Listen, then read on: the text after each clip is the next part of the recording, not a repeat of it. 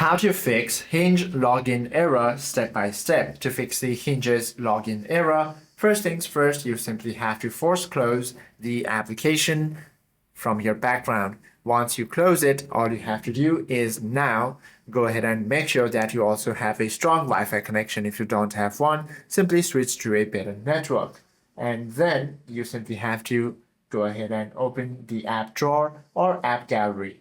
Once you open this, all you have to do is locate the Hinge application icon.